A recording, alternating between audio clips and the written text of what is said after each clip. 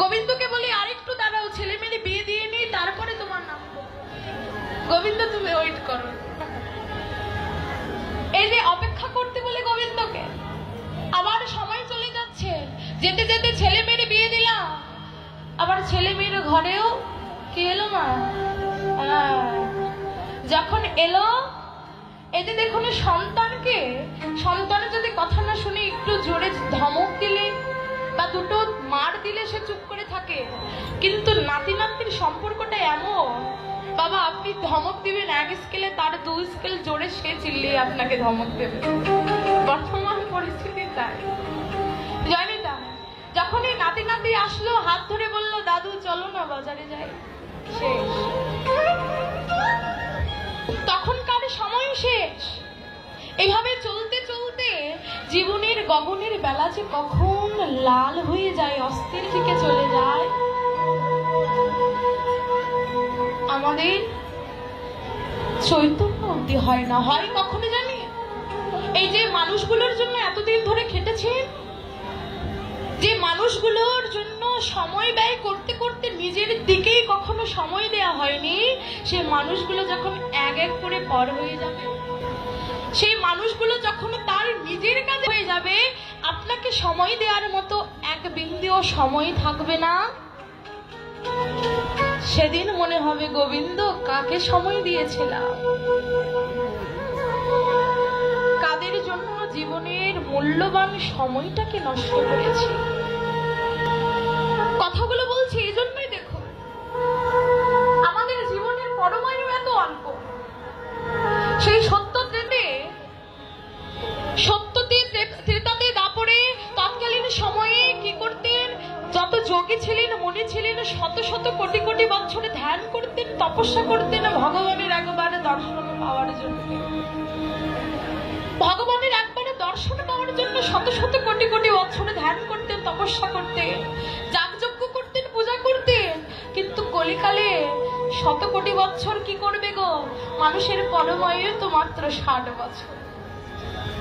এই 60 বছরের মধ্যে আমরা কত কুকর্মে নিজেকে লিপ্ত করেছি, কিন্তু যা করতে এসেছি জগতের মাঝে সেটাই এখনো করা হলো না। বাবা, যেদিন মাতৃগর্ভে ছিলাম, বা ভগবানকে প্রতিশ্রুতি দিয়েছিলাম, গোবিন্দ এই মাতৃ জঠর থেকে আমাদের মুক্ত করো, এই পৃথিবীর মাঝে গিয়ে তোমার নাম বই আর কিছু করব না। বাবা, যাকে প্রতিশ্রুতি দিয়ে এসেছিলাম ধরার মাঝে এসে তোমার নাম করব, তোমার গুণকীর্তন করব, যাকে প্রতিশ্রুতি দিয়ে এসেছি এ ধরার মাঝে এসে যখন বুঝলো সে প্রতিশ্রুতি দেয়া মানুষটাকে, সে প্রতিশ্রুতি দেয়া ভগবানকে আমরা আগে ভুলে গেলাম, তাকেই আগে ভুলে গেলাম। তাকে ভুলে গিয়ে মায়ার সংসারে আমরা মেতে আছি। জানি তার বিষয়টা কোথায়? দেখো, এত এত কীর্তন শুনছি, এত এত জায়গায় কীর্তন শ্রবণ করতে যাচ্ছি, কিন্তু এত কীর্তনিয়ারা বলছে যে হরি নাম করো, কৃষ্ণ নাম করো, হরি নাম ছাড়া জীবের গতি না। কিন্তু বাবা বলুন তো, কজনার চৈতন্যতা জাগ্রত হচ্ছে? এত এত হরি নাম করছি, কই কৃপা তো হচ্ছে না। বললেন কৃপা হবে কি করে গো? বলছেন হেন কৃষ্ণ নাম জিপে লয় বহুবার, তবু যদি না হয় প্রেমোদয়, না বহে অশ্রুধার। তবে তুমি জানিবে হৃদয়ে আছে অপরাধ প্রচুর, আর অপরাধ হৃদয়ে কখনো কৃষ্ণ বীজ না হয় অঙ্কুর। কৃপা হচ্ছে না কেন? বলছে হরিনাম করছি। বাবা, হরিনাম করতে করতে যদি এই তাপিত হৃদয় খানে বিগলিত না হয়,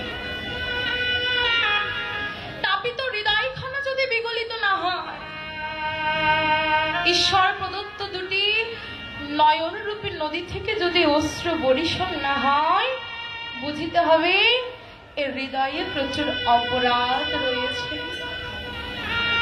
বহু জন্মার্জিত পাপ রাশির দ্বারা, অপরাধের দ্বারা এই হৃদয়টা আমাদের পরিপূর্ণ মাগো একটা বাড়িতে যদি 10 বছর না থাকা যায়